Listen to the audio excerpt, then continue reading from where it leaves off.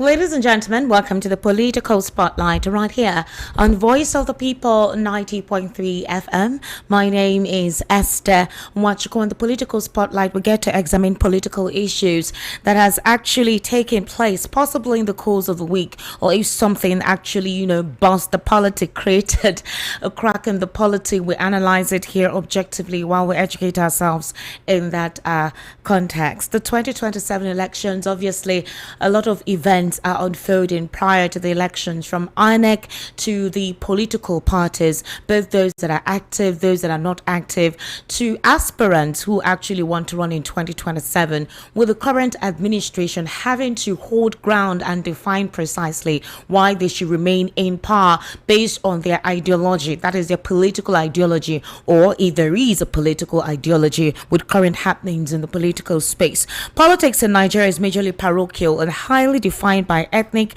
and religious sentiments. Every election cycle brings with it sentiments in greater frenzied proportions. Politicians win or lose by taking undue advantage of both, always exploiting the obvious fragile, weak ethnic fault lines and sensibilities of their teaming supporters is the only strategy they often apply to win. Mostly powered by who you know, godfatherism, and illicitly acquired wealth, politics is only a game played for the benefit of a few. It's a game played by the powerful and money bags to gain power. Promoting ignorance and weaponizing poverty among the electorate is another strategy. Many with good intentions, knowing what transpires in political realm, avoid the game without being told. It's a game of the strongest few, and the winner takes it all. That is why Nigeria, currently as it stands, cannot boast of putting forward its best 11 in every political cycle. Nations known to play politics based on their above factors largely remain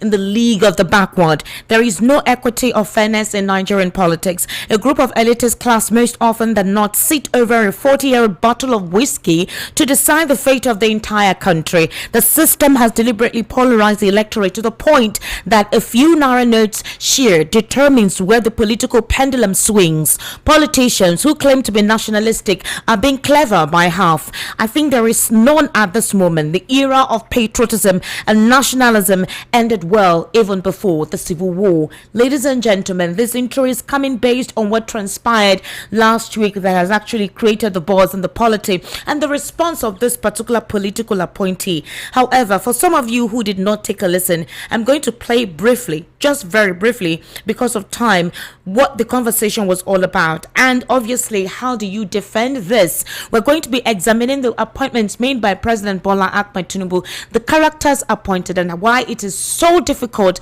to defend his political ideology, to defend his reforms as claimed, to defend the, policy implementation that he has always boasted about, and possibly create an impulse in Nigerians to trust his process. Let's take a listen to this.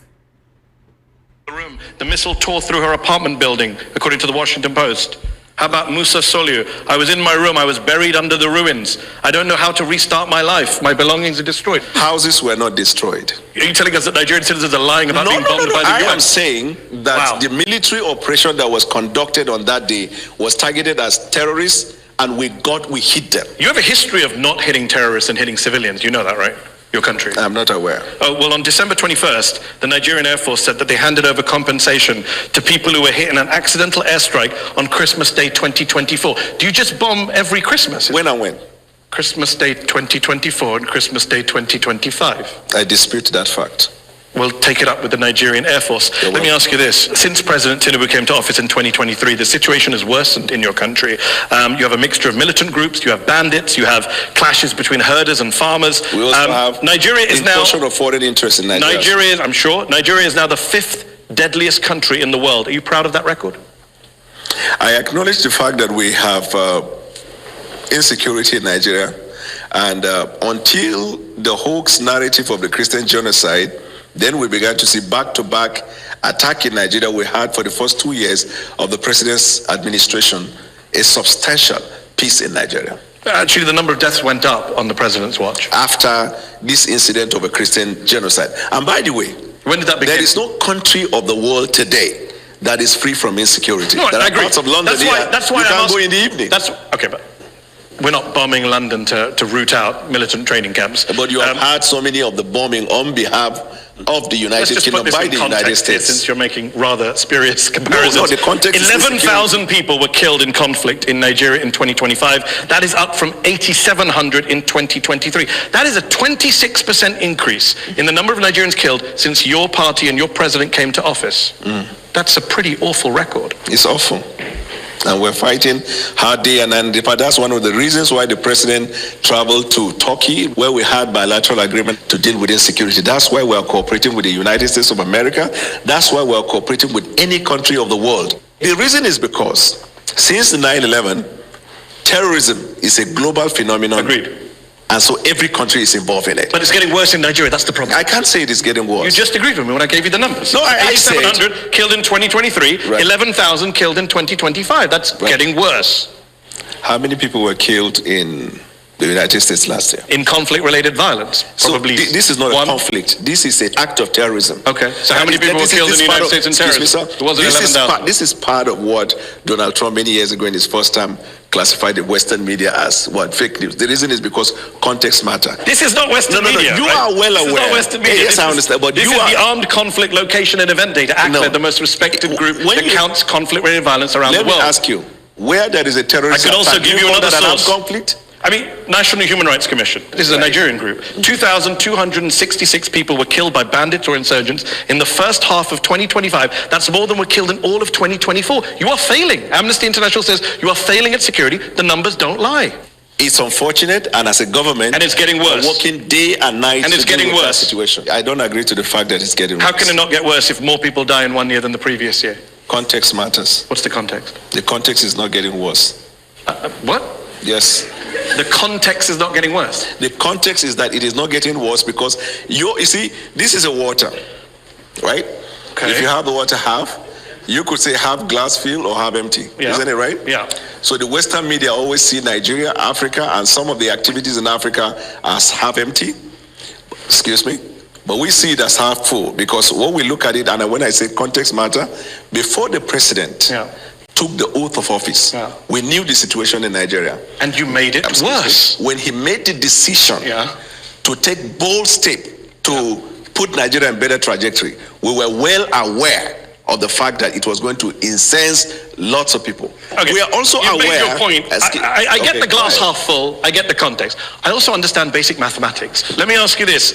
President Tinubu only declared a national emergency in November of 2025, brought in a raft of policy changes. After Trump declared your country to be a country of particular concern for failing to deal with the threat of Christians, does your government only spring into action when it is internationally shamed into doing so? Unfortunately for you, 6 months before that, we arrested the leaders of La Kurawa and Boko Haram. Some months before that, we killed a certain number of terrorists that the U.S. government, State Department, commended Nigeria. The U.S. Embassy celebrated the fact of the exploits of Nigeria before Donald Trump said that. But again, he shamed you, and you declared a national emergency. You didn't do it before he shamed you. We declared the national emergency 6 months before Donald Trump's statement. No, that's not true. The president of November of 2025. No.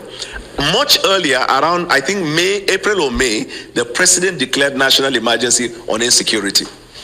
But the actual national emergency was in November. How can it be actual? People can look this up. Let's talk about kidnappings. The world remembers Chibok in 2014, when 276 schoolgirls were taken by the militant group Boko Haram. Very little has changed, unfortunately, in Nigeria. Just last November, 250 students and staff were kidnapped from St. Mary's Catholic School in Niger State. 2 years into Tinubu's presidency, Nigerian research firm SBM Intelligence said, and I quote, Nigeria's kidnap for ransom crisis has consolidated into a structured profit-seeking industry. That's embarrassing for your country that you have a kidnapping industry. I agree with the fact that the insecurity associated with kidnapping has now become a crisis economy. But much more than that, I know of our government's effort in dealing with that insecurity. If you have a little understanding of the nature and the boundary and the geographical measurement of Nigeria and the tendency for insecurity to come in, then you will understand that we're fighting a hydra-headed insecurity situation. With respect to the kidnapping of children, the government has taken measures already. We've introduced what we call Save the School, where students and schools that are in remote places where there is no security are brought back into state capital where they get the education that they need. But Nigerian people don't believe you. 2 out of 3 Nigerians say that Where did you security... get that information? Africa Barometer, May of 2024, 2 out of 3 Nigerians say security agencies are handling the abduction of Nigerians fairly badly or very badly. 1 in 3 Nigerians say they personally know someone who's been kidnapped. Yeah, you have These are stunning statistics. Amnesty, Human Rights Watch have lined up to say that you have allowed impunity to flourish, you have failed to apply lessons from previous attacks. Damning indictments of your security service. You, that's not what they said. That's not what Amnesty said? Yes. Amnesty... I've literally got the quote right here. Quote it. The authorities' failure has allowed impunity to flourish and the killings to spread to many parts of the country. Source.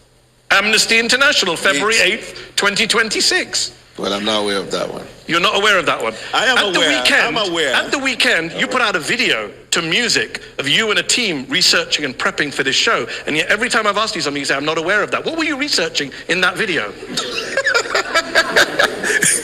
You're really funny. Let me tell you this. A serious question. Amnesty International, you asked me for a source, I read out the source. You asked me for a date, I read out the date. What's your response other than picking up glasses of water? No, Amnesty has a history of calling everything bad. Okay. I think that's what every authoritarian government in the world has said. What is Amnesty's report about US? Bad. Not just bad, you didn't use the word bad, you read. Yeah, what very bad. Governments who do bad things, they all criticize human rights groups. No. Yeah, they do. I do this for a living. Let's ask about corruption before we go to our panel who are waiting patiently here. Transparency International, they say systemic corruption continues to plague the defense sector, causes a major hindrance to security. President Tinubu said in August, there is no more corruption in Nigeria. That's a ridiculous thing to say, is it not? We investigated a case of corruption, not just in the defense, but anywhere in government. This administration has had lots of people who are in government, either sacked or investigated and been prosecuted. The resolve of our administration in dealing with corruption is obvious. Why did he say there's no more corruption? You probably read him out of context. No, I didn't. No, read exactly what he said. You're cherry picking. How can someone just stand and say there is no corruption in Nigeria? It is getting clearer to the people. We have more money to the economy and no more corruption. Full stop, close quote. Good. So this is the context. He was communicating to the people about the exploit we're having as a result of the decision to remove fuel subsidy. We dealt with the question of corruption in the oil industry. And that's not what he said, but okay, he didn't say anything about the oil industry. That's why I say context matters. Well, you can't just make up the context. He didn't say anything about the oil industry. He said we have more money to the economy and no more corruption. In fact, he was criticized in Nigeria for this. Last question on this. How can Nigerians take Tinubu seriously on eliminating corruption when he appoints someone like Abubakar Bagudu as Minister of Budget and Economic Planning, a man who, according to the US Justice Department, with others, embezzled, misappropriated, defrauded and extorted billions with a B from the government of Nigeria under the dictator Sani Abacha. Bagudu avoided criminal charges. He cut a deal with the Nigerian government, returned some of the money. But the president literally put Nigeria's budget in the hands of a man who's accused of looting billions of dollars. You started your introduction by saying it's a sovereign country. The decision of the court in the United States does not bind the Supreme Court of Nigeria. But he gave $163 million. And that man is now in charge of the Nigerian budget. You're okay with that? Do you think it's funny? I mean, two-thirds of Nigerians think it's funny. No, I don't. I think people who are giving $163 million back shouldn't be in charge of the country's budget. Thank you for your observation. Okay, but do you think they should be in charge of the budget? There's no evidence that that minister has misappropriated funds in the government of Nigeria. Why did he give back $163 million? To Nigeria or to the US government? Nigeria.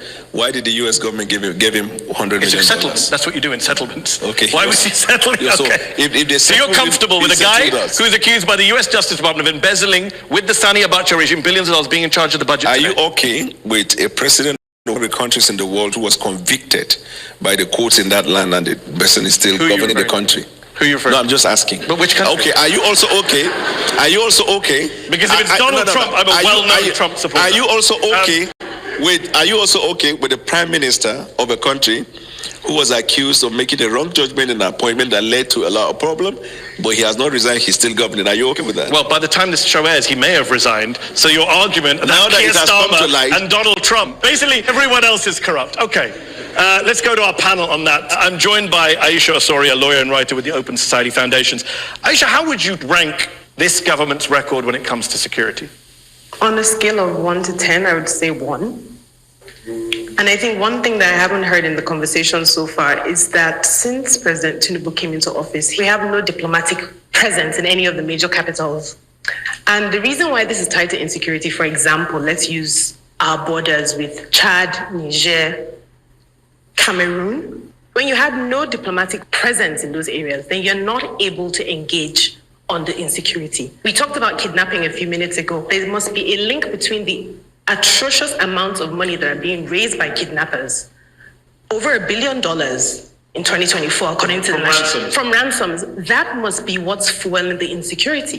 So there's a link between the kidnapping industry and the rising insecurity. So killing a bunch of terrorists while constantly there's a wave of terrorists coming in through the borders from Chad, from Niger. Again, another thing that's been alleged is that President Tinubu's bad handling of the coup in Niger, where he said we were going to attack them, was one of the triggers for these countries, Niger and Burkina Faso, leaving ECOWAS. I'm just saying all of that is connected. Yes. So let me bring in Tunde Doherty, who is the UK chairman of the All Progressives Congress Party, the party of the president. What is your response to Aisha when she says 1 out of 10 security rating for your country? Definitely, what Aisha was talking about in Nigeria is not today's thing. And we must look at the solutions that this government has put into form. You find out that the security architecture in Nigeria has been changed. We talk about the collaboration between the government and the United States in terms of dealing with insurgencies right there and then. Because, you know, Nigerians don't manufacture most of this high-tech required equipment to deal with such situations. The president, the government, is really doing quite fantastic work in making sure that they fight these insurgents, collaborating with all factors or all countries that is ready to work with them. Let's bring in Anu Adeoye, a journalist for the Financial Times who recently covered Nigeria and West Africa. Anu, we can't talk about insecurity without also talking about the economy and the underlying social economic issues. Is the average Nigerian both safer and better off under President Tinubu? The obvious answer is no.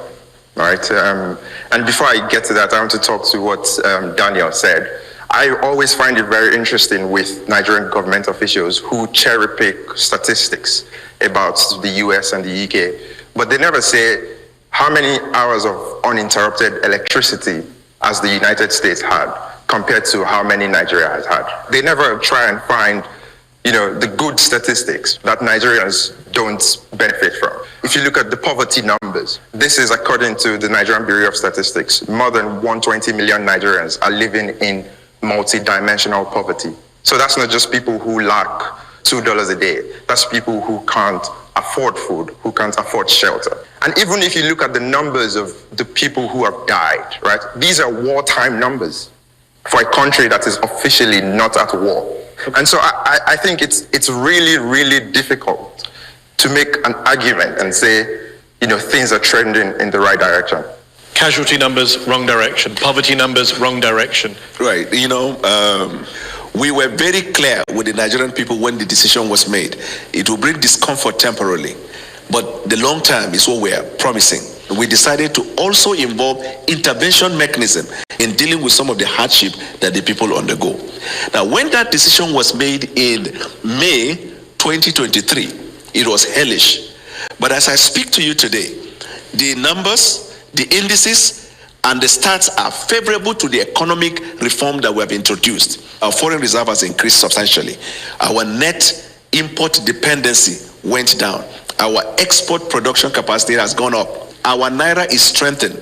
We have provided opportunities for families who could not afford to send their kids to school to access grant and go and have their education. Cost of fee, tuition fee, as well as the cost of living. You mentioned school.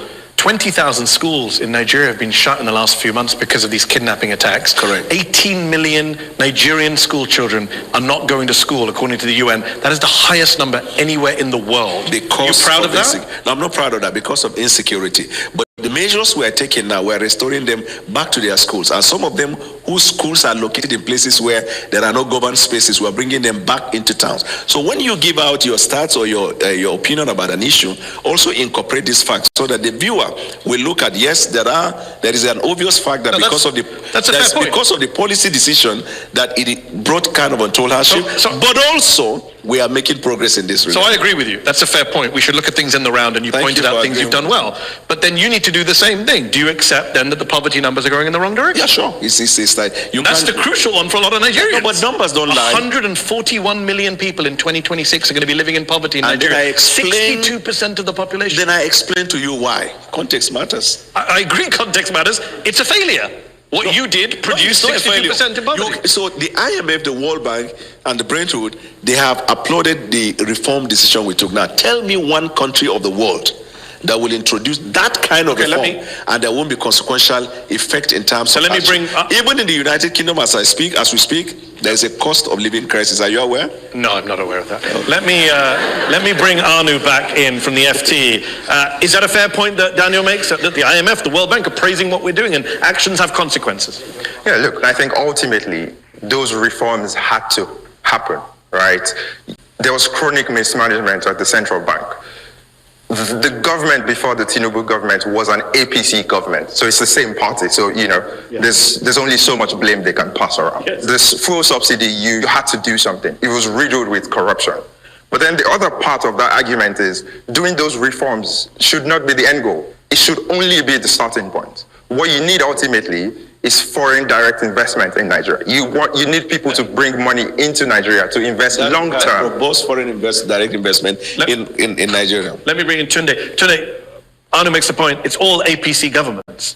So you can't really blame previous government. This is all your party has presided over the situation in Nigeria. Do you Definitely. That's why you have a president that is economically reliable to put the economy in the right trajectory. This is the first time you will see people rushing to come and invest in Nigeria because of the key economic reshaping surgery that is taking place in Nigeria. So you can tell that Nigeria of yesterday is not Nigeria of today. We have to go to the break, but last word, I think it's telling that we're talking about IMF and World Bank as if their approval is sort of a good thing. When we talk about the fact that we live in a neoliberal world, and we're talking about the same institutions that make forced structural adjustment programs down the throats of so many countries in Africa, Asia, and Latin America, we shouldn't be praising the fact that they think these reforms are good. But I put that aside.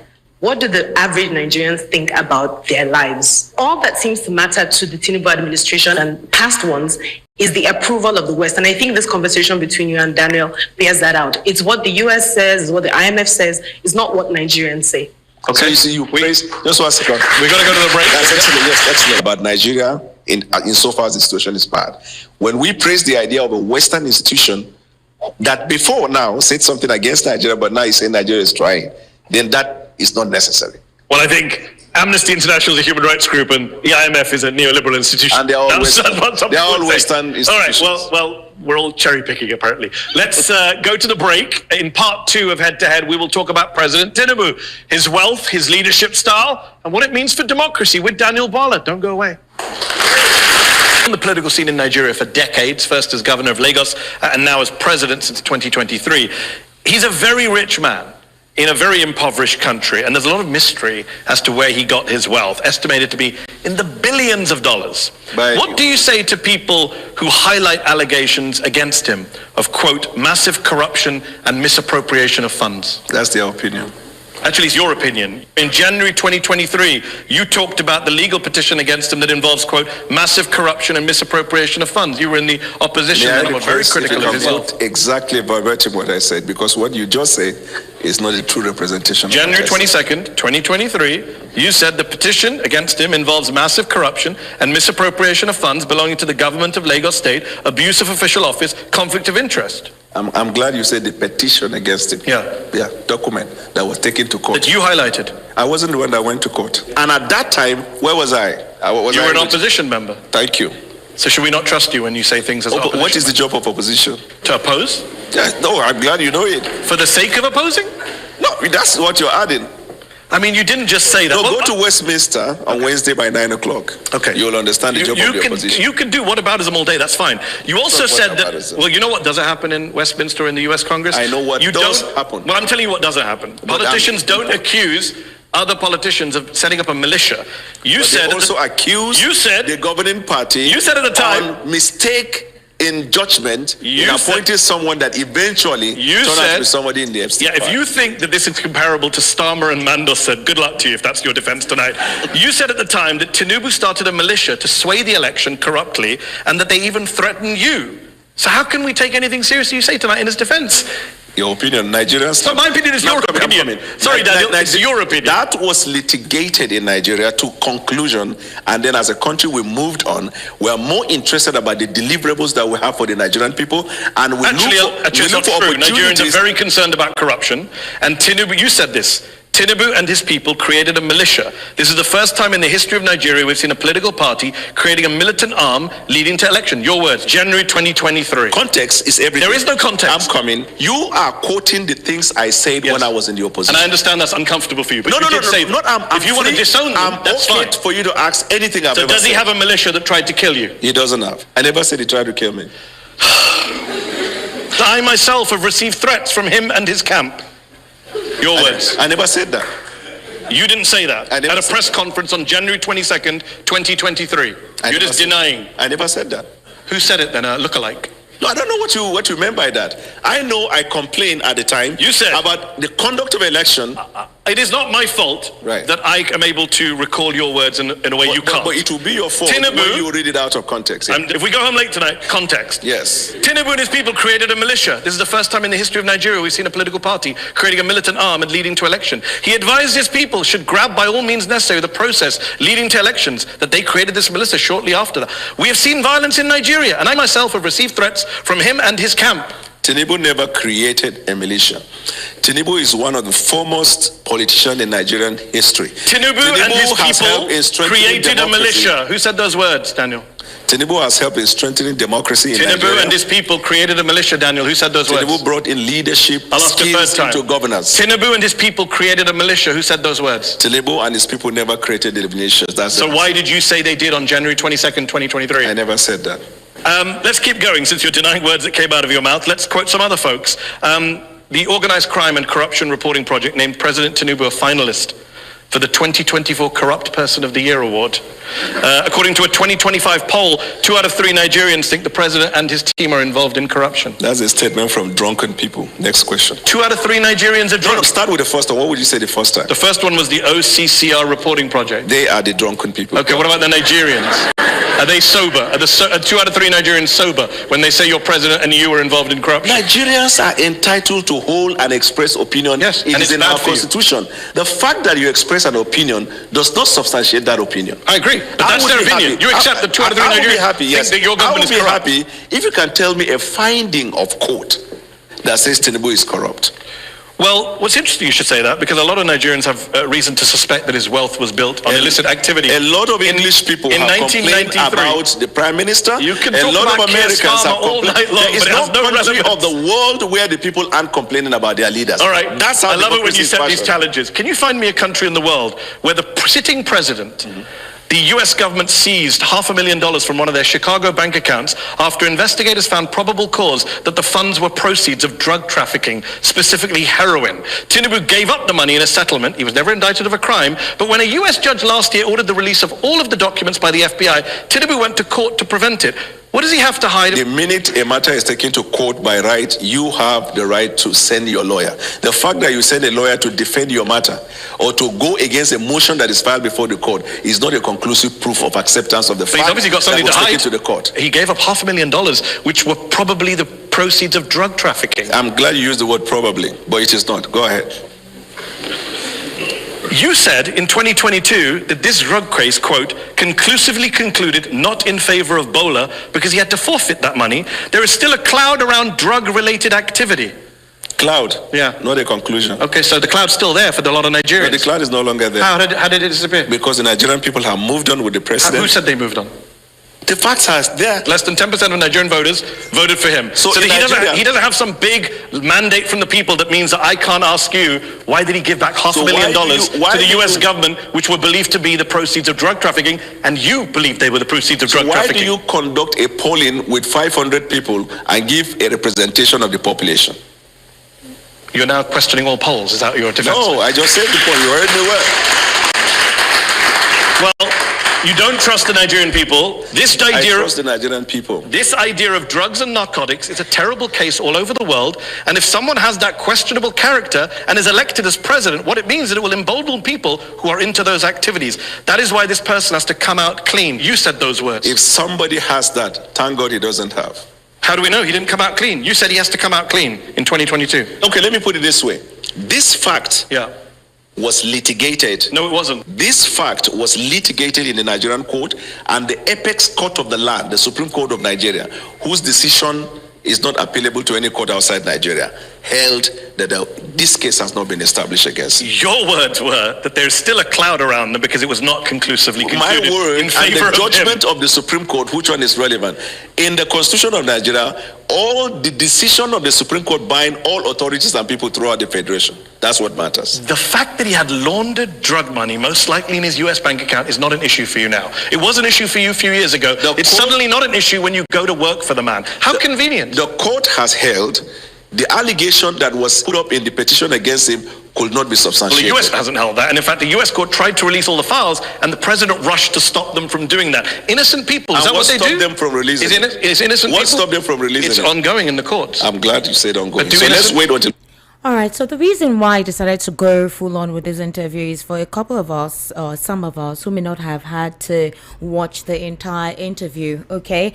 I know a couple of you are saying, oh, Esther, let's start off into the conversation. It was important to have it on record. That was why I played the interview, because that's going to be one of the sole focus of the conversation today, which determines what other more appointments that will be made by the president and how this defines President Bwala Tinubu in respect to those he considers to be professionals or those he rewards basically because of loyalty.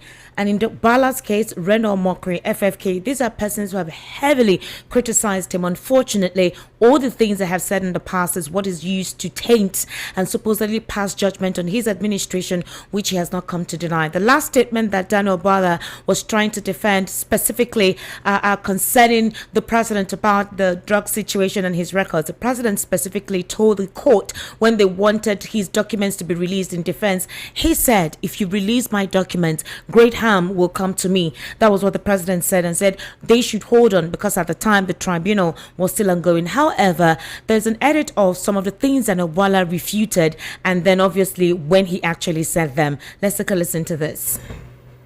But created a militia. Tinubu is one of the foremost politicians in Nigerian history. Tinubu and his people created a militia. Who said those words, Daniel? Tinubu has helped in strengthening democracy in Tinubu Nigeria. and his people created a militia, Daniel. Who said those words? Tinubu brought in leadership skills into governance. Tinubu and his people created a militia. Who said those words? Tinubu and his people never created the militias. So why did you say they did on January 22nd, 2023? I never said that. The candidate of all progressive conference, Bola Tinubu, and his people created a militia. This is the first time in the history of Nigeria we are seeing a political party creating a militant arm leading to election. Does he have a militia that tried to kill you? He doesn't have. I never said he tried to kill me. I myself have received threats from him and his camp. Your words. I never said that. There is also this threat to life, and I can tell you that because I myself have received threats from Asiwaju and his camp. You said it was so corrupt, the 2023 election, Tinubu's win. You said that you couldn't eat food for 3 days. I never said that. Where? And legitimate complaints were raised all over Nigeria. That part is what threw me off balance. In fact, I became so sick. For the past 3 days, I found it very hard eating food. Tinubu is not just super rich. It's what he does with his wealth. In 2019, 2 armored money trucks, bullion vans, were seen going into his house, coming out of his house. Where did that money go? No. Point, did you see the money? Or those who reported, did they see money inside the bullion van? Was there no money in the bullion vans? How am I to know? You said it was money in the vans at the time, I never 2023, February. But there is only one person in Nigeria who is alleged to have moved money through bullion vans, and that person is on their ballot as the presidential candidate. On the eve of the presidential elections, 2 cash-laden bullion vans, your words, were seen on the premises, which was ostensibly for vote buying. Your words, January 22nd, 2023. Have you just disowned everything you've said in order to work for this president? I'm coming. What you just said now, I want to put it on record, on my own honor. That's not what I said. All right, fine. There was a reason why I actually played this audio. There have been a lot of interpretations over the weekend, people coming up with their own opinions and whatever. We're going to logically talk about it very briefly. But Bwala has released a press statement, and if you had listened to my intro before I played that entire interview, I said something about politics in Nigeria. I think Bwala's response resonates what politics is in Nigeria. So he says, in the last 24 hours, social media has exploded over my interview with Mehdi Hassan, albeit with varied opinions. Let me set the record straight. One, when I signed on to the privileged job granted to me by Mr. President, I was well aware of its implications. Selling ice cream, looking fine, seeking the praises of men were never part of it. Some of the fiercest critics of my interview cannot even stand local TV anchors, but the task of promoting and defending the president and his administration is what I do with ease and joy, and prepared to appear before any interviewer anywhere in the world, any day and at any time, to defend this government and its policies. I have never and will never subscribe to ducking or dodging interviews on matters that concern promoting and defending the administration I was appointed to serve. It is a list of what is required of me. Head to Head contacted me requesting an interview, stating that they wanted to challenge our government on security, the economy and corruption. Nowhere in our almost 6 months of communication did they mention that they were going to challenge my past. If that had been their plan, ethically and professionally, they were supposed to inform me so I could prepare my response. But that's okay. Ethically, that is on them, not on me. I refuse to swallow the pill of Mehdi's opposition research style journalism. And even today, if you carefully compare what he read as quotes from organizations and groups, you'll see that many were inaccurate and some were outright fake news. But I'll leave that for another day. As for what I said about President Tinubu in the past, I'm glad those were things I said when I was in the opposition saddle with such zeal. It is all politics. Half of Donald Trump's cabinet is made up of people who once spoke against him, and quite a number of people in our own cabinet also spoke against President Tinubu in the past. Those things do not bother him, if you care to know. The majority of the naysayers are members of the opposition and their sympathizers. It does not bother me one bit. Their temporary excitement over the interview has not lasted and will not last, because it does not take away their obvious problem of lack of vision, mission in conducting and managing a political party, yet they seek to manage Nigeria. Clearly, they have no path to victory and no alternative policies or programs for the Nigerian people. And if they do, they can as well go to Head to Head and be interrogated on that. As the saying in Hausa goes, Gafili Gadoki. I conclude by thanking many Nigerians and non-Nigerians who sent in their commendations over my brave defense of our government in an interview where the anchor would hardly let you answer a question unless it suited its narrative. I still have admiration and respect for Mehdi Hassan as arguably the best debater on the planet. I look forward to part 2 of the head-to-head interview, and I'm glad that by then questions about my past will no longer be news, so that we can focus on administration's policies, programs, and what we have achieved so far. Mehdi did not go out of what he invited him to talk about. Mehdi said he was inviting him to speak on corruption, the president's economic policies, and obviously insecurity. Those were the questions Mehdi asked. Mehdi referred to the statement Bwala had made concerning the president about his inability to handle security cases, about his belief on the president concerning corruption, and obviously, Daniel Bwala also had to respond to talks about the fact that the president is corrupt. All of these were basically the questions asked. What he was invited for is what Mehdi asked him. Unfortunately, Daniel Bwala could not remember all of the words which he said, which is normal. He's a human being. You may not remember everything you have said in the past, but the truth of the matter is that he ought to have known that these questions will come, considering the fact that you know about Mehdi. He had praised him, called him one of the best persons when it comes to interviews, quoted his book for 6 months, and at the end of the day, what happened. However, let's call Barrister Darlington Agumore, because I spoke with him earlier today. Let's take a very brief listen to him objectively on this issue. Nobody's running anybody down. We just want to assess the scenario, compare it with what currently plays out in Nigerian politics, and see if the president is actually bothered by this. Like Daniel Bwala said, it's all politics, so nobody should take another person's peel on their head. So Barrister Darlington will be responding to some questions that I'm going to ask him concerning this, and I actually have Mr. Tony Mbata right here in the studio. Mr. Tony Mbata, how are you? I'm Happy Sunday. Happy Sunday. Same today. Same to you. Today is International Women's Day. You did not wish me that when you came into the studio. Barrister Darlington, good evening. How are you?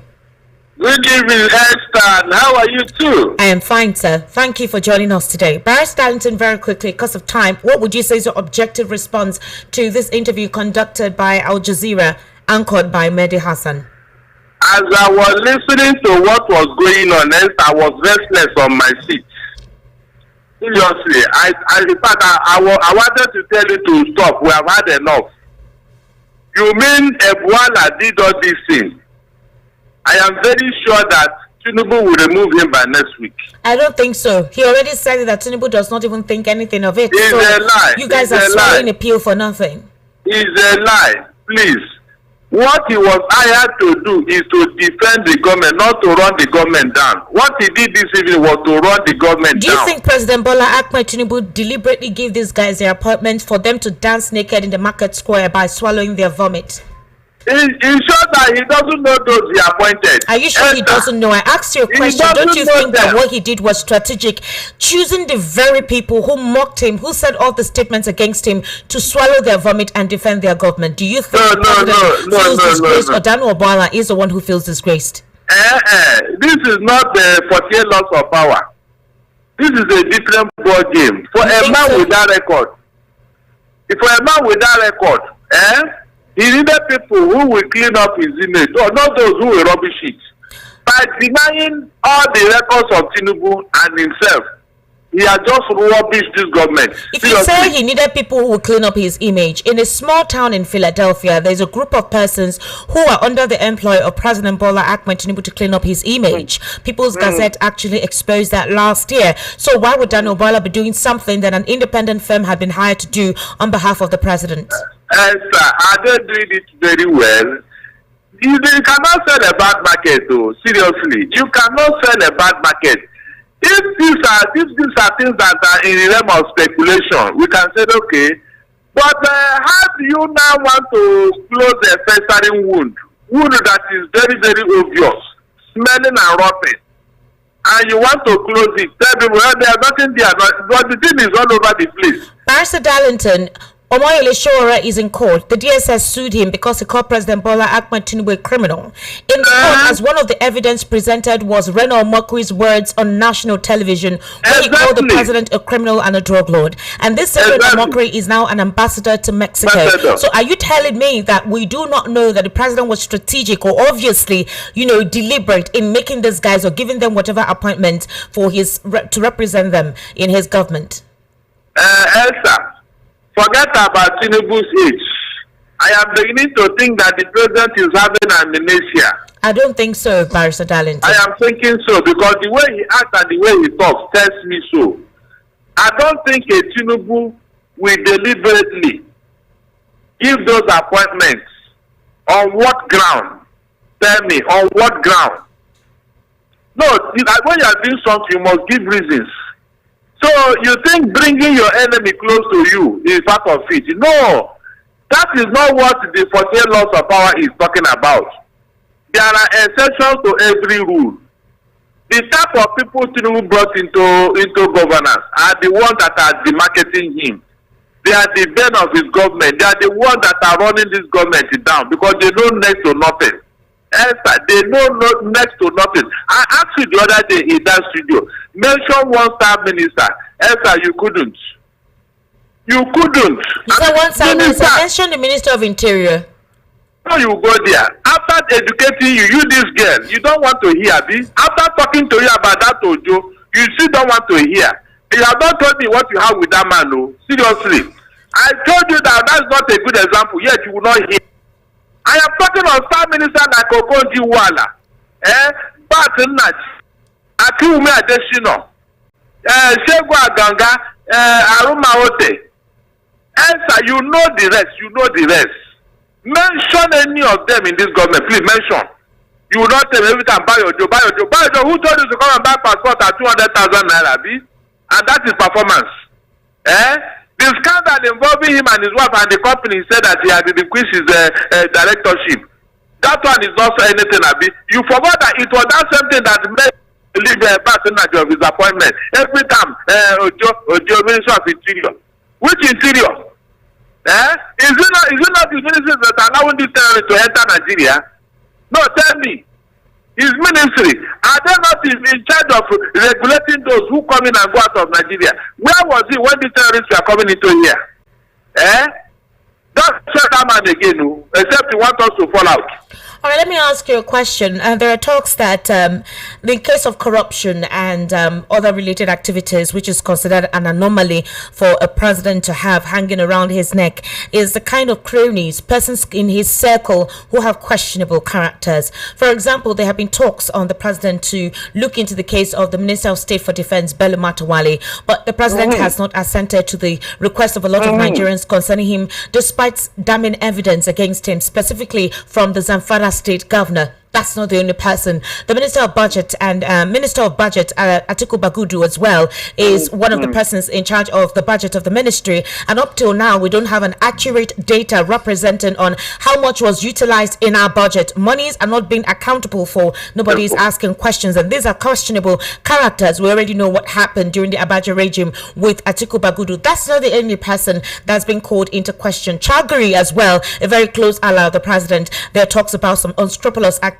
and nobody's giving accountability for it. And a host number of persons who are currently working for the president, either in active positions or inactive, but they're close with him. This has made a lot of Nigerians define the president as someone who may not be considered to be transparent. The question is this: would you say if the president has good relationship with these guys, and so long as the court of law has not convicted them of any doing, is it wrong if the president has any relationship with them?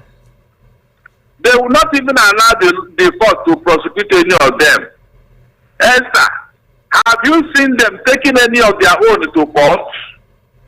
Is it not when you go to court, they will not determine whether you are guilty or not?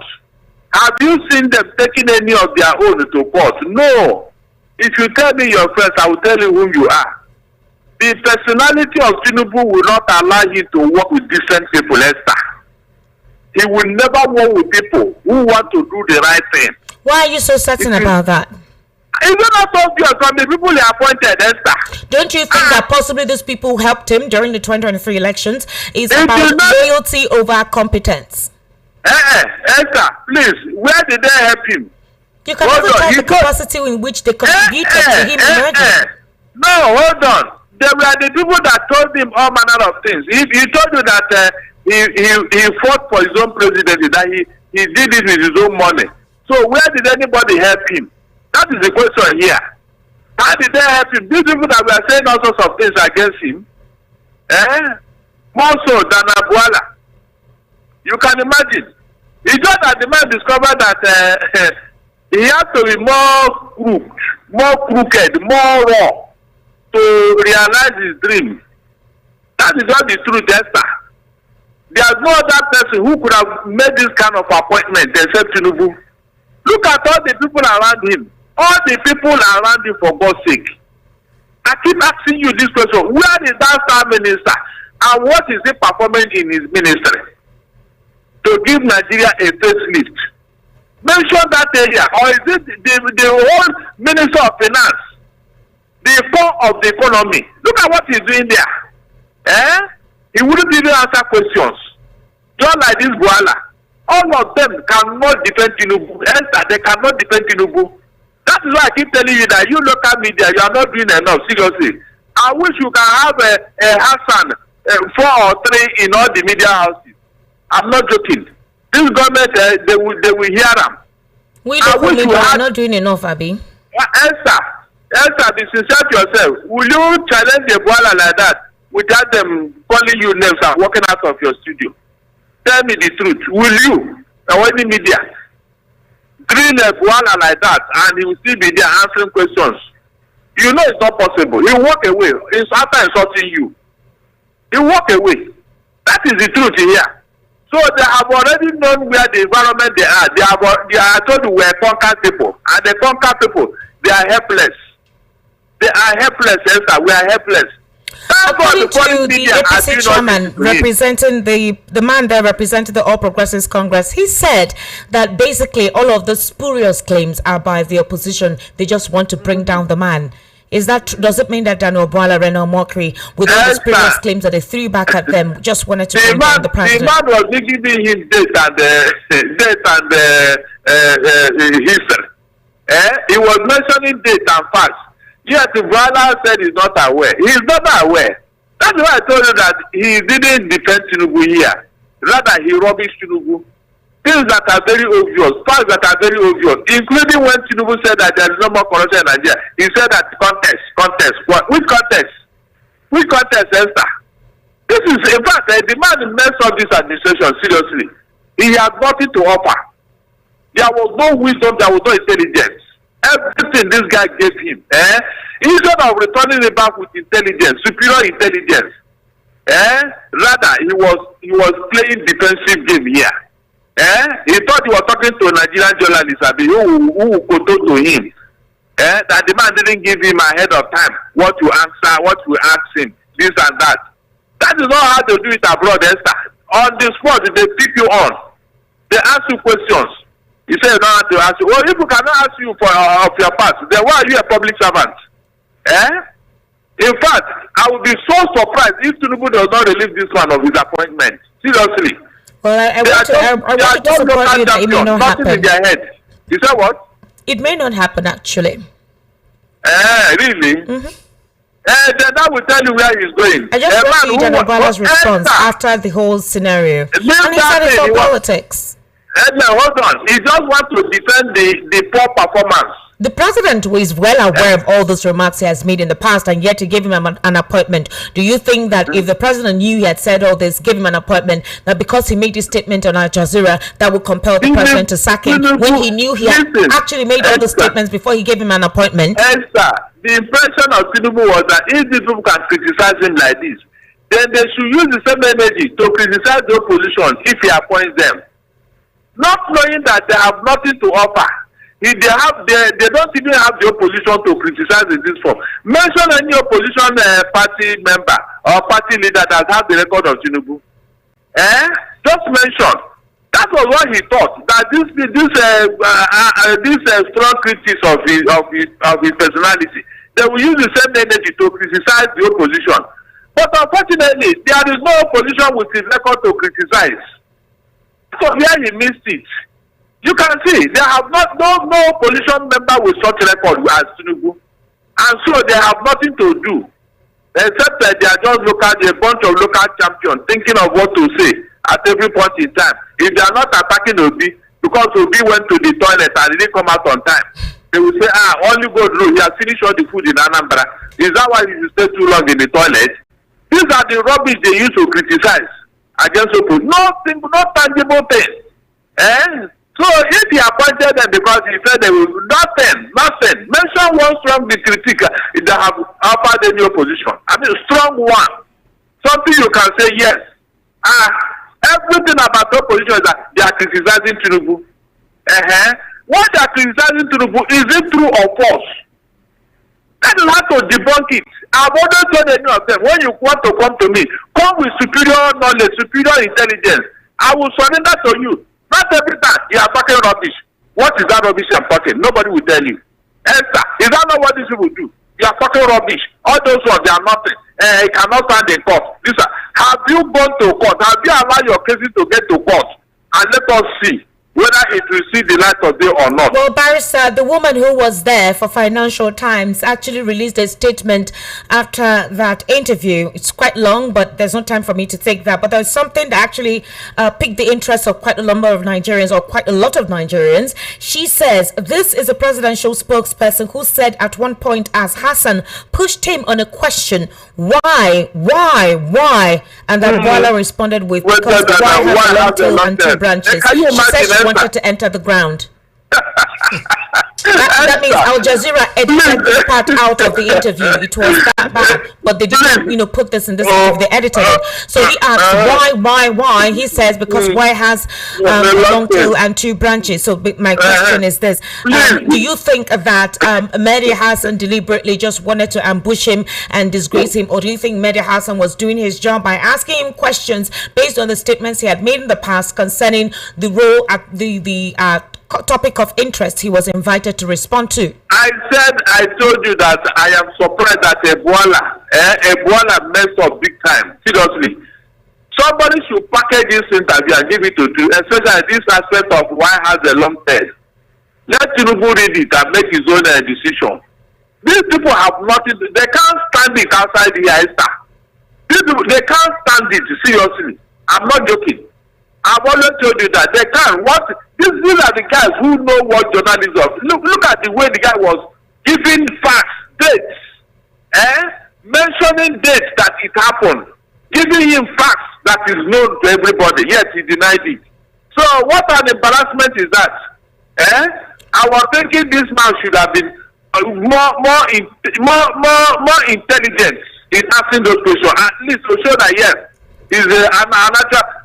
Joseph Goebbels would be laughing in his grave. All right, Barrister Darlington. That man who packaged that of Hitler. Thank he you will be so laughing much. at what these guys are doing. Seriously. Thank you so much, He's sir. laughing. I appreciate your response to these questions. Mr. Tony Mbata, over to you. The APC chairman has said that from now henceforth, they're not giving technocrats any form of appointment, because if you're a technocrat and you're given an appointment to occupy any office in defending this government, you have ultimately become a politician. So there's no distinguished factor between a politician and a technocrat. In other words, you must be a card-carrying member of the All Progressives Congress if you want to be given any position at all. Now we're seeing what is currently going on, where loyalism is chosen over competence, over professionalism, over somebody who has a vast skill in that particular position. But just because you're not an APC member, just because you're not a card-carrying member, you may not be given that opportunity. How do you see this kind of mindset ahead for 2027 if Tinubu wins the election? If he wins the election, Nigeria is finished. Although Nigeria is finished, Esther, I was bleeding. You were bleeding when we were listening to those. But you saw Daniel Bwala's response. I saw he doesn't care. He said it's basically politics, and that the people, opposition criticizing him cannot sit down there to face that interview. You see, Mr. Tony Mbata, it is now time for all the opposition candidates to start attending interviews on all national television stations and radio platforms, where critical questions needs to be asked beyond you saying you're going to do better, beyond you saying you're going to dismantle the stratosphere of corruption currently bedeviling our executive hierarchy. You're going to have to tell us the process through which you intend to do what you have to do and why Nigerians have to believe you. They have been recycling all their statements from time immemorial. What do you intend to present on the table beyond what you have said in time past? 2023 is not 2027. The APC has money, the APC has influence, the APC has the institutions at their disposal. So if currently you're seeing what is happening and Daniel Bwala has boldly told you it's all politics, really makes no difference, how are you very certain that anyone cares? That is to tell you that Nigeria is doomed. There was a time in this country, all the political parties adopted Abacha to tell you how Nigerians are. All the political parties, it took the intervention of the Almighty for something to happen. Do you think that there would have been better persons to respond to this question amongst the spokespersons in the president's cabinet, for example, maybe Bayo Onaniga, Sunday Dare, or possibly FFK? Because they don't have anybody to defend Tinubu. Are you sure? Yes. Tinubu, like Barrister said, nobody can defend a rotten egg. Why would you say the president's administration is rotten? Nobody if you're not benefiting from this administration, does not mean that those who are benefiting would consider the administration to be rotten. Come again. I said if you're not benefiting from the administration, does not mean those who are benefiting from the administration will call it rotten. Because Nigerians are not benefiting. People that are benefiting is those criminal elements that constitute. When you say Nigerians, in generality or a subsection of Nigerians? 95% of Nigerians are not benefiting. So what you would say that only 5% of the population is supporting Tinubu and the APC? What is your data? What is your pool of data to support that? My pool of data is that the last election showed that he did not win. Where is the glitch coming from? And the same person that told Nigeria about the glitch has been given appointment. Look at the kind of people that are given an ambassador appointment. That's why he's lobbying to get people like Bwala to be his government. They cannot defend what they say. And Esther, I'm bleeding. This country is finished. Have people impunitively lying before the face of the masses shows you that we are finished. Well, I'm not finished. We are finished as a country. You as an individual, me as an individual, it's all finished. But this country is finished. When rogues and Esther, we are That's finished. the reason why This we're country having is this finished. conversation. You can't say we're finished because this country is finished. No, Esther. you need to create hope, and that's why How during do the we create this hope? Like people like Bwala is denying Bwala is one person, and like I said, you can't put that discouragement Esther, in in this mindset. country, your president brought somebody that is his cosmate. Esther, in this country, the president of the Federal Republic of Nigeria brought somebody that they are schoolmate, and he's an industrialist, and we verified it was a non-entity. Esther, in this country, your president went and brought the picture of a former governor that this is when he was. Esther, in this country, your president lied about a college that they attended that was not existent. Esther, in this country, look at your Senate. He's saying that certificate forgery can never be an yardstick or a measure to determine. Esther, what are you thinking about? You can call me extra. You can call me extra. Esther, what are we thinking? I wanted to tell you, you're saying your president is our president. He's not my president. So his policies are not affecting you. It's affecting me. Exactly. So he's your president. It's so now not, he's presiding over you. It's not. All right, ladies and gentlemen, let's take your reaction. Remember, I actually did an introduction about the way politics in Nigeria is conducted. They do not care. It's very important for you to get that right. The way politics runs in this place is the winner takes it all.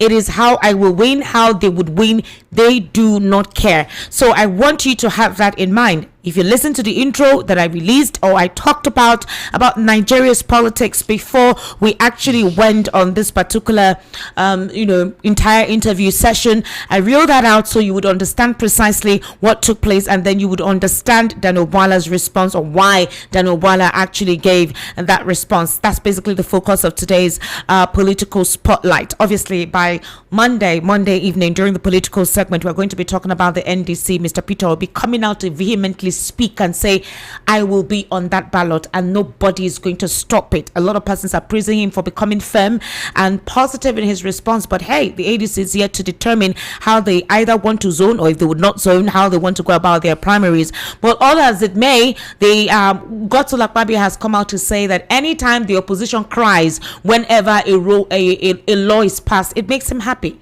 Oh, he said so because he says that while the opposition are still scrambling to put themselves together, to organize themselves together, the APC is coasting free. We're going to be looking into that tomorrow during the political segment of the evening rush. However, I would like to get your response on what we discussed this evening. The number to call is 080-3692-9933. 080-3692-9933. The WhatsApp number is 0817-1756-338. 0817-1756-338. That's the WhatsApp number. Austin, can I have the phone, please? All right, 080-3692-9933. Give me the phone. Thank you very much. 080-3692-9933. That is the WhatsApp number. I would like to hear what you have to say, or rather, you can actually send your messages, before the end of the program. Okay, I think the phone is just coming up now, so you may have to wait a little bit for the phone was being charged. Alrighty. Hello, good evening. Good evening. Good evening, Esther. Good evening, how are you? Good evening. I'm fine. My name is Robert. I reached the Oga over there. I listened to that interview, Esther. Good evening, sir. I listened to that interview, Daniel Bwala. As you said, sometimes when we speak, with time, we forget what we have spoken. You understand? He's not the only person, even Mokri. You understand? He spoke a lot, and today is an ambassador. My sister, I must be very sincere with you. If you see, I'm not a fan of the president, but he's a very strategic person. I'm telling you. He allowed them to dance in the market. Look at the way Daneba was lying on public, the whole world. Everybody was, even with video evidence, you understand, he was telling lies everywhere. But, Madam Esther, what have we said is this. Look at the Electoral Act now. The Electoral Act does not give opposition party to say maybe somebody have a joint record in the past, a pre-election, bring it out to discredit that person. No. So what I will advise that those who are opposition that are vying for this position to fortify themselves, go and do your campaign yourself and find out to galvanize vote from Nigerians. That is what they should do. If they should continue to concentrate on the president pass and continue to, I'm telling you, they will not go anywhere. That is the situation we find ourselves. Thank you very much, Robert. Thank you for calling. Hello, good evening. Hello, good evening. Good evening. Turn down the volume of your radio. This is Leonard from Yaba. Leonard from Yaba, welcome. Please go ahead. Yes. Turn down the volume of your radio. No, it's a speaker, please. Turn it off. Hello? Hello? Yes. Now, are you hearing me now? Yes. Eh? Go ahead, Mr. Leonard. Let me tell you, this bunch of hooliganism and, when you meet people who tell lies, pathological liars, ganging up together, that is what you get. Our president went to Brazil, and Brazil, he told them that he beat his chest, that on his honor, that there's no more insecurity in Nigeria, all this type of thing. This is what our president went to tell them in Brazil. So what do you expect from all these lieutenants? That is the same thing you expect. If they come to where 210 trillion is missing, and nobody is talking about 210 trillion, and then you have governors getting money, and moving to APC, and they are doing jamboree. There's no more governors. You just told us that Sokoto people were killed there. Nobody is talking about. It's usually the president talk about people who were killed in Sokoto or Bonu or Pempene. They are not talking about those ones. What they are talking about is 2027. That's what we are hearing every day. It's not about governance, protection of life and property. Nobody is talking about that one. You treat Nigerians, and they see all these things now, and they keep on going towards that side. That is going towards death. The God help us not to go towards death. Thank you, Leonard. 08036929933. That's the number to call, and the WhatsApp number is 0817-1756338. Good evening. Hello, sir. How are you? I'm fine, Remy. Welcome. Happy Sunday. Thank you. Greetings to Mr. Mbata. Good evening, sir. Good evening, sir. Nkola said the political parties position shouldn't focus on Tinubu anymore, that they should go and fortify themselves. I don't think that is the solution. All Bwala and that man discussed, it's not something new. These were things we discussed pre-2023 election. Mm-hmm. We still discuss it on your show from time to time. So it's not as if it's something new. It just went international, whereby a foreigner interviewed one of the Hallelujah boys. That's just the only difference. Mr. Darlington said there's no way you could have asked him this question. That's not true. The thing is, will he be able to answer you that way? Will he respect you that way? Probably no. They can easily walk around whereby the NBC won't even air the show. They can do what I could recall a certain show whereby they asked to sent the what's it called, the guest of that show off the air because he was this another different platform. I could recall, so they could use the system. They were should I say, strangle the media. So Bwala will come to your show because he knows if you won't be able to answer those questions. So it's so unfortunate that we sound so helpless. The only solution which I feel is we the people, if we are not comfortable with this, what should we do? We should rise. Waiting for Obi or Atiku or anybody to do this for us is not going to work. Atiku will be fine after the election. He's been fine ever since he's been losing. Obi can easily live the rest of his life peacefully, enjoy his money. But we, the masses, suffering this shame being brought upon us by Tinubu and his Hallelujah boys. How are we going to handle it? Nigerians are not being treated fairly in all countries where they find themselves because of this image of our leaders. The Yahoo boys are not their problem. There are frauds everywhere in the world. But our leaders are the first people that give us that image. So what image is Tinubu present? Okay, the guy asked Bwala that, where in the world do you have a president with this kind of baggage? As someone who forfeited that amount of money because of drug-related issue. We've been discussing this on your show on different platforms over the years. So the world knows this. But he mentioned Trump in defense of that. He said Trump is is convicted as well, and then he's a president, so. Drug related, he was specific. He said drug related issue. Which president has this? I'm talking about what Bwala's response was. Yes. And he doesn't okay, look at the other guy that asked him question. He said he was only referencing America when it comes to negativities. How about the positive side of it?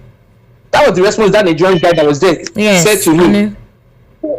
So that is the only time they make references. We should be grateful. Iran is going through this. Nigeria should be, all those kind of nonsensical, wrong equivalent. What is it called? Reference. So it is we that will determine how we want this country to be represented. Redon Okra and the likes that we all know they have digital footprints of how they've messed up their own image. They are the one representing you as ambassador across the world. The particularity of this world and all that. The what's his name? Ikeazu. So are we just going to be seated, complain on radio every time and then, every now and then? Atiku and Obi will be fine. It is with the masses that we are going through now. Atiku will go back to Dubai. Obi can go back to UK and relax and enjoy his money. So what are we going to do as the people? Are we just going to, keep complaining? All right. Thank you very much, Remy. Thank you so much. Well, that's why we're having the conversation. Okay. You guys, fuel is now 1,250 naira.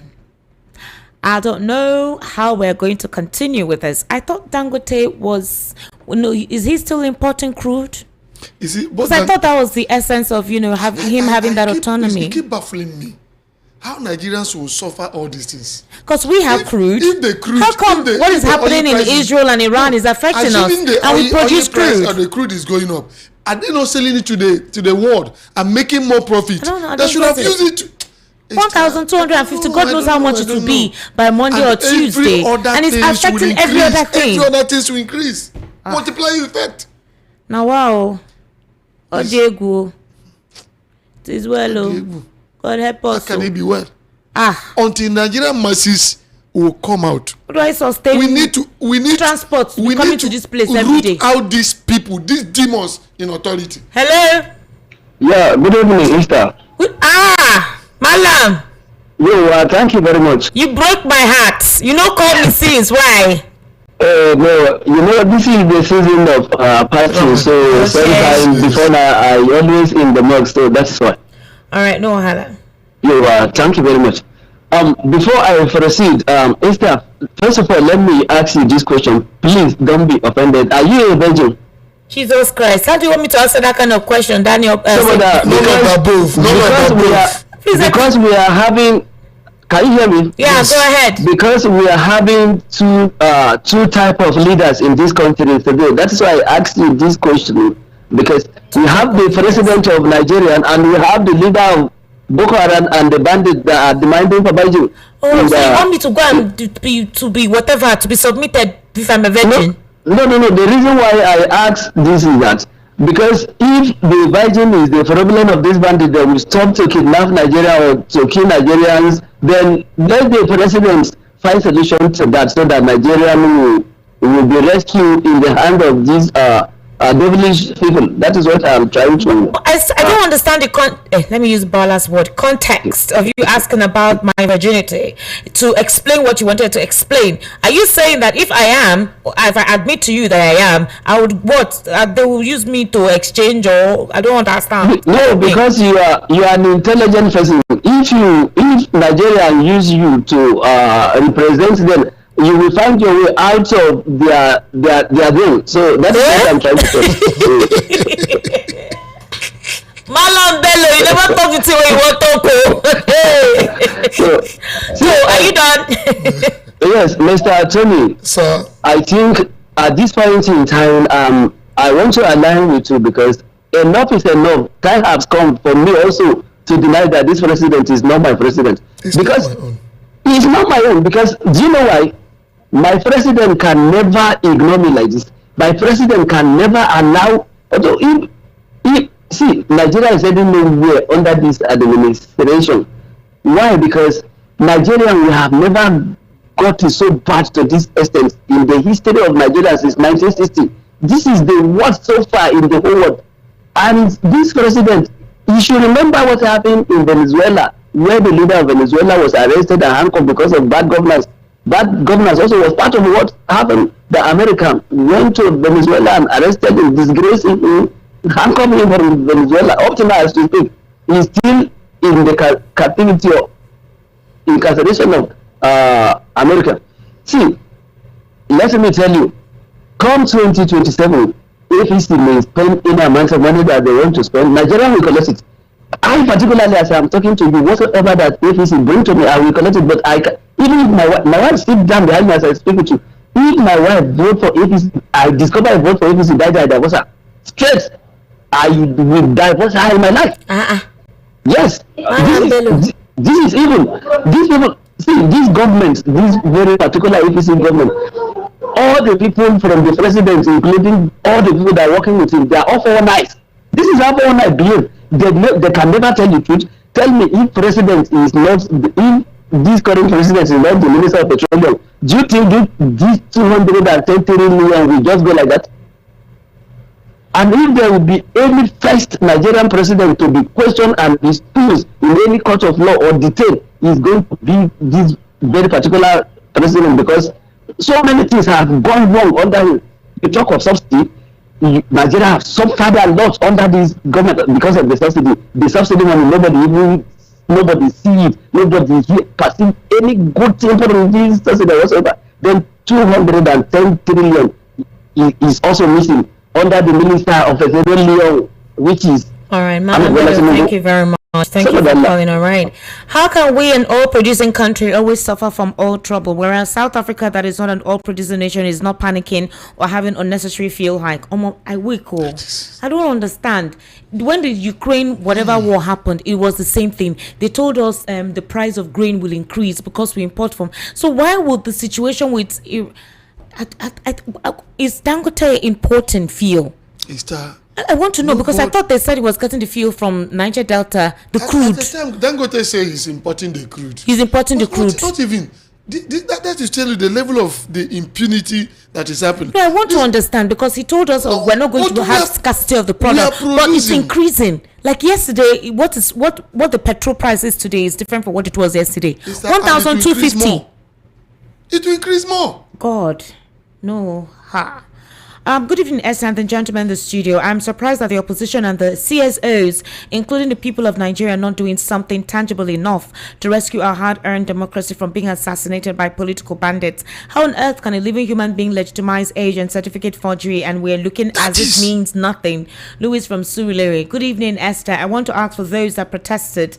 Your president to allow the protest because it's not about them. Can we say it's because of the same religion? Remember Ribadu that said these bandits and Boko Haram are their brothers. Oh, okay. Good evening, Esther. I told you to unblock my 2 lines to call and send messages. I sent messages to Mr. Dayo. Price of fuel cannot come down because bulk of the crude are still being imported from the Gulf. Nigerian crude is being used as down payment to service loan collected by Buhari's administration. It's a lie. Yes, we are. That's what they call a debt swap. But the kind of crude they are stealing, people in government, is more than what they are declaring. So they are stealing. What he's saying is that we still import because our crude is. Why we are importing is that the government, the people in government, they are stealing the crude. They are stealing it. Okay. This person says, the money people are in power in Nigeria called APC. Nigerians should please rise up and salvage this country from these people. Femi from London says, Daniel Bwala was thoroughly embarrassed. He thought he was being interviewed by the corrupt Nigerian journalists like those interviewing us slickers wiki. So let me say something. You guys don't know the work that we do. You guys just generalize and say journalists are brown envelope journalists. I'm sorry, the condition that journalists work in this country is tedious and hard. You'd be so shocked the kind of work that I do. My salary is not commensurate to it. Trust me. Whenever this program, I produce it, I research, you have no idea. It's almost like I'm writing an exam every day. Right now, my mom was telling me to go for a PhD. I said, no, I don't think I have the time for a PhD. Do you know why? Because I feel like I'm writing exams every day, knowing the kind of persons you're coming to speak with on air. And then your salary salary. It's not commensurate to that. Secondly, we're highly regulated. All right. So if it were here that Mahdi did what he did, I'm very, very sure that the owner of that television station would have been asked to sack that presenter. Trust me. So it's not easy here. And I must say something, to be quite honest with you. I would commend Tinubu in that regard. Right here on VOP 90.3 FM, the kind of conversations we have, some media stations don't have that.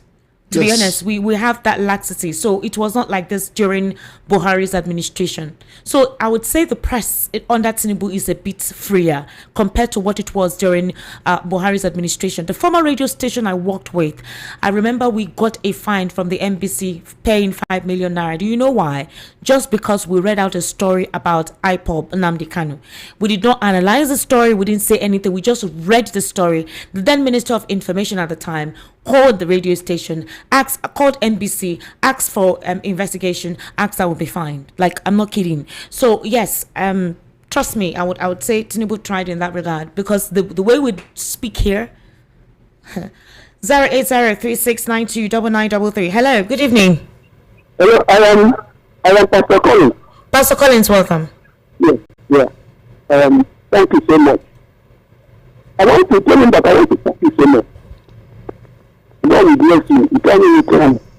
The thing that we are talking about, the opportunity we have, because of the area with a lot of this year. Do you remember in 1984, when you come back from work, let me let you. You sit down at your home, the government then will read out budgets of what you will sow, how much you are going to get. Yes. Now we have to it was another planet.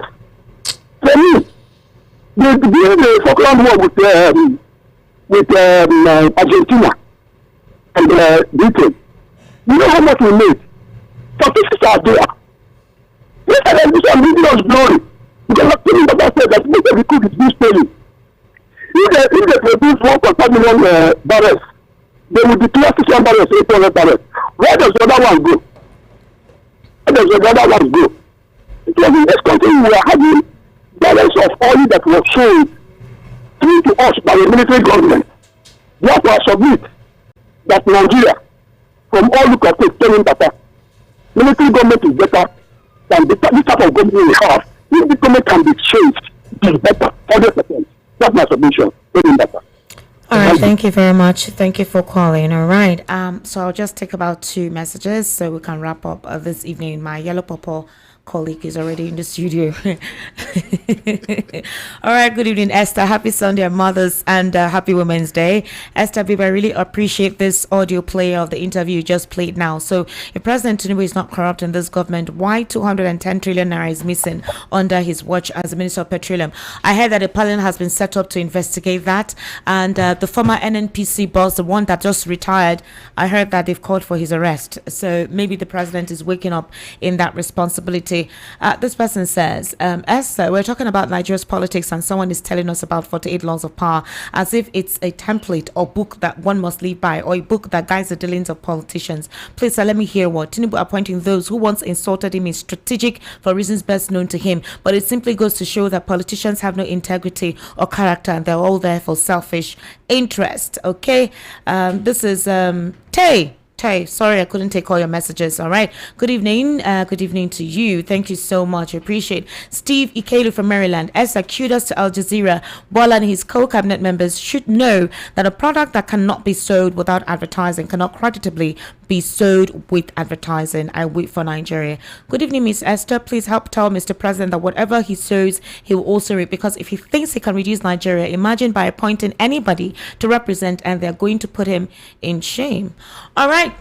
That's it for us right here on Voice of the People 90.3 FM on the Political Spotlight. My name is Esther Wachuku. Mr. Tony Mbata, thank you so much for being part of the conversation this evening. And Barrister Darlington Agumwa, thank you as well for giving us your own insight. We'll definitely be here together tomorrow in the studio. For all of you who sent your messages and calls, we sincerely do appreciate you.